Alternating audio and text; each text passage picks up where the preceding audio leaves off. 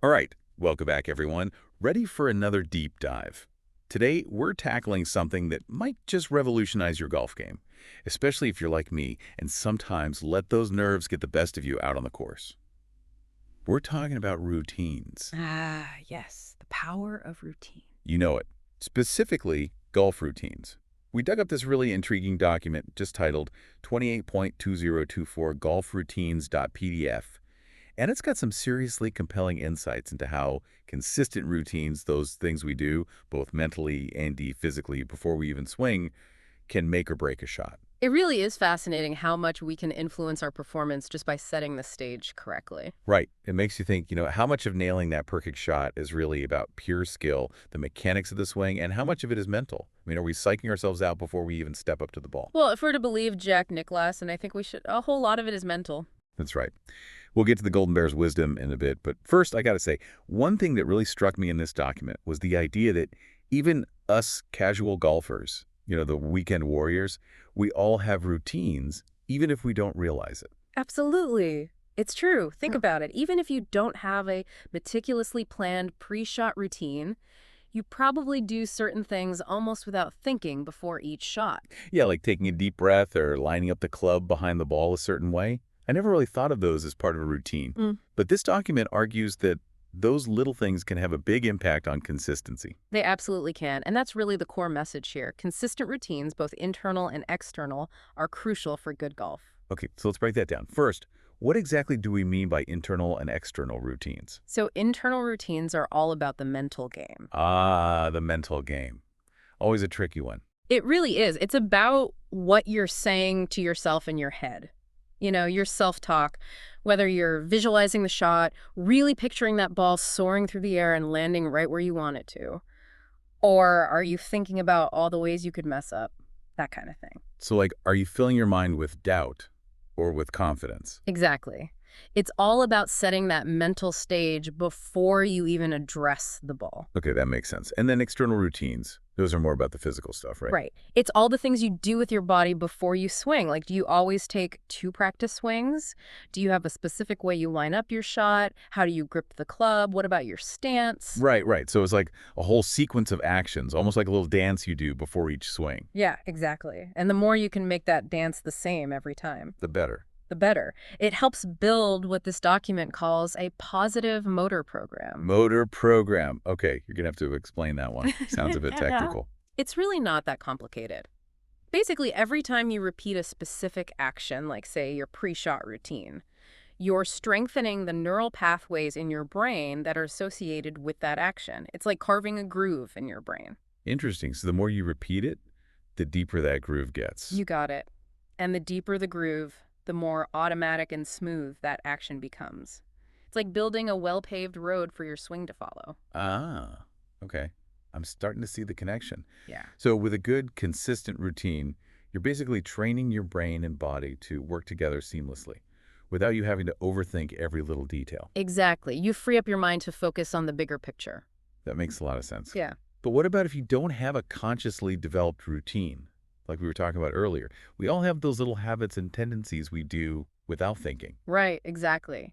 And those unconscious routines, they can be helpful or harmful. It really just depends on what those habits are.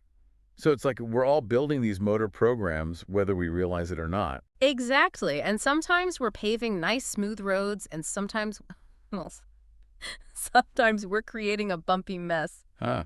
I think we've all been on those bumpy roads a few times. But this is all reminding me of something Jack Nicklaus said, which the document quotes as well.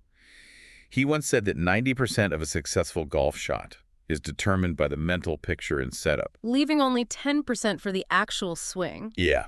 I mean, that's incredible, right? It is. But it also highlights how important the mental side of golf really is. If a legend like Jack Nicklaus is placing that much emphasis on it. We should probably pay attention. Right.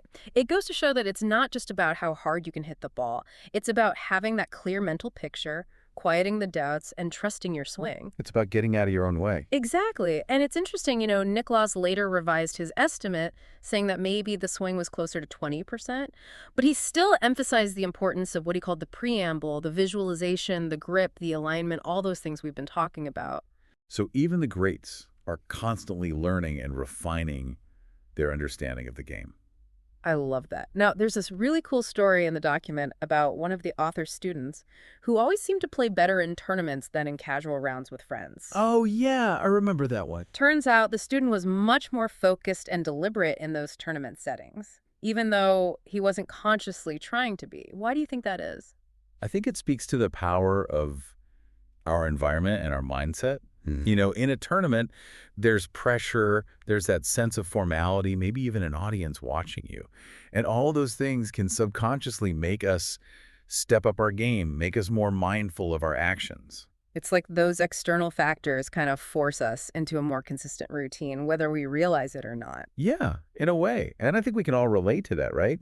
Think about how your game changes when you're playing with your buddies versus playing in, say, a club championship. Oh, absolutely. And it's not always for the better either, right? Sometimes those nerves can get the best of you. Oh, for sure. And that's what the document really highlights. It's not just external pressures that can impact our routines. Things like frustration after a bad shot, Go tell me about it. or the excitement after a great shot. Even just the conditions of the course that day, if it's windy or rainy, all these things can subtly change our routines, sometimes without us even realizing it. So it's like we're constantly battling these unconscious shifts in our routine, trying to stay consistent even as the world around us and our own emotions are trying to throw us off track. That's a great way to put it. And that's why it's so important to develop a conscious, deliberate pre-shot routine. It's about creating a mental and physical anchor that can help you weather those storms, stay grounded, and execute your shots consistently. It's not just about rigidity then, it's about having a framework that you can rely on. Yes. A framework that provides structure but also allows for flexibility, so you can adapt to the changing circumstances while still maintaining your core routine. That's brilliant. And that's really what this document is all about, right? Yeah. Developing that consistent, positive pre-swing routine and sticking to it no matter what's happening out on the course. Exactly. It's about finding that sweet spot between consistency and adaptability. I love it. So to wrap this all up, if even legends like Jack Nicklaus put so much stock in the mental game, how can we, the everyday golfers, become more aware of our own pre-shot routines and start building those positive motor programs? I think the first step is simple observation. Pay attention to what you're doing before each shot, both mentally and physically. Ask yourself, am I rushing? Am I taking my time? Am I second-guessing myself, or am I trusting my instincts? Become a student of your own habits. Exactly. And once you're aware of those patterns, you can start to consciously shape them into a routine that works for you. A routine that breeds confidence, consistency, and hopefully lower scores.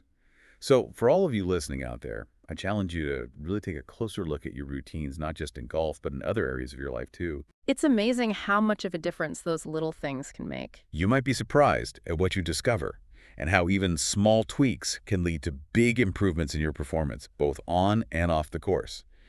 And with that, we'll wrap up this deep dive. Thanks for joining us. Thanks, everyone.